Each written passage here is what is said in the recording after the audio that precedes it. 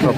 Arif Satria Sumber dari Daya Alam dan Energi. Terima Institut kasih. Pertanian Bogor atau Dan selanjutnya Ibu IPB University. Dewi Kartika, kami mohon mengambil undian daftar pertanyaan dari wadah. Mohon nanti diperlihatkan huruf yang tertera.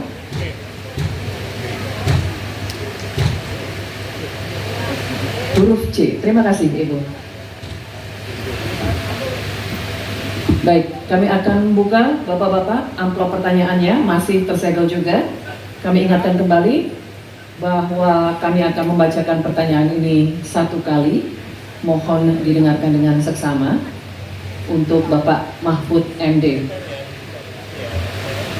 Korupsi pertambangan dan perikanan ilegal serta pembalakan liar masih marak terjadi.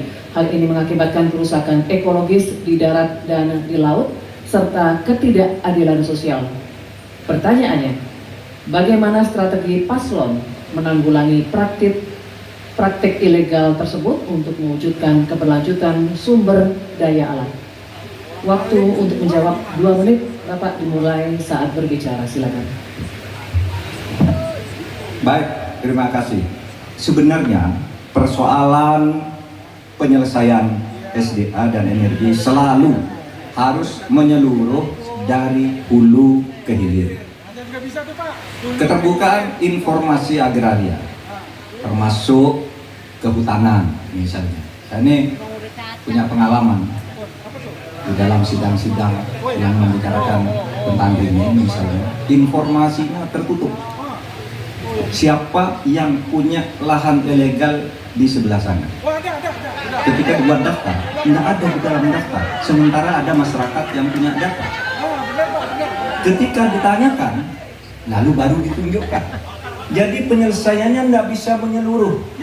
Karena kemudian atas nama keterbukaan informasi publik, mereka katakan ini rahasia. Tidak bisa dong.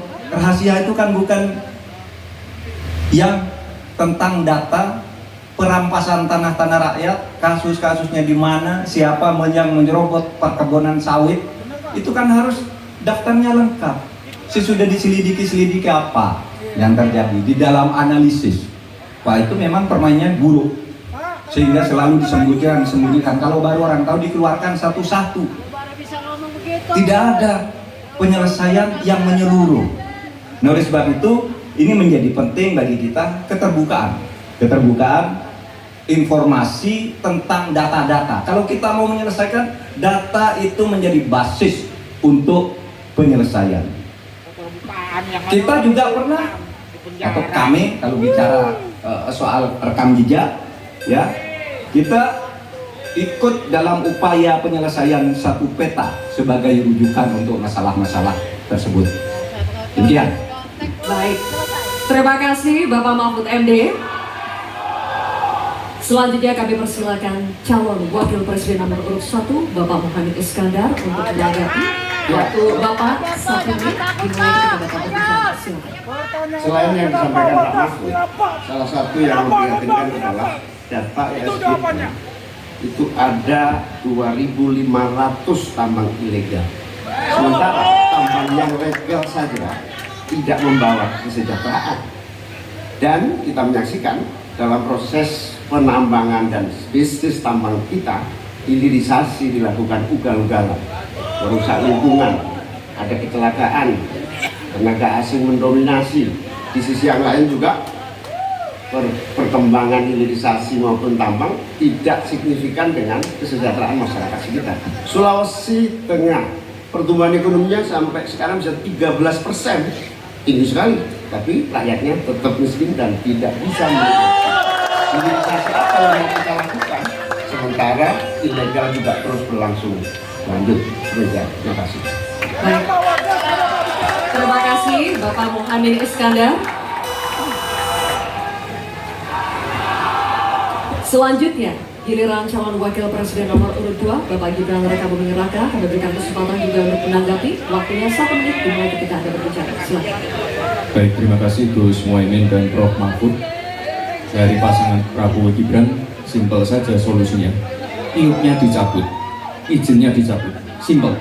Karena sesuai Undang-Undang Dasar 1945 pasal 33 ayat 3 dan 4 dan juga Pancasila sila 4 dan 5, kita ingin sumber daya alam ini dimanfaatkan sebesar-besarnya untuk kemakmuran rakyat.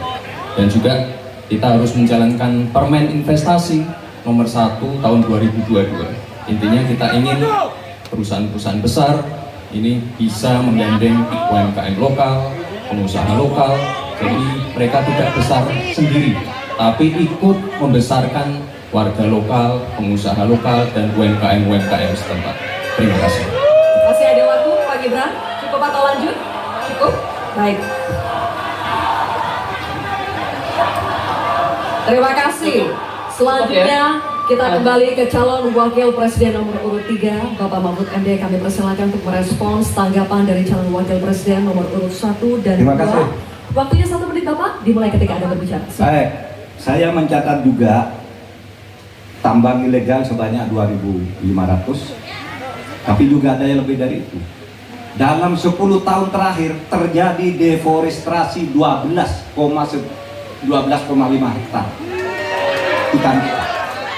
Itu jauh lebih luas dari Korea Selatan dan 23 kali luasnya Pulau Madura di mana saya tinggal. Ini deforestasi dalam waktu 10 tahun. Bilang, ya cabut aja iupnya. Nah itu masalahnya. Mencabut iup itu banyak mafianya. Banyak mafianya. Saya sudah mengirim tim ke lapangan. Ditolak. Sudah putusan Mahkamah Agung.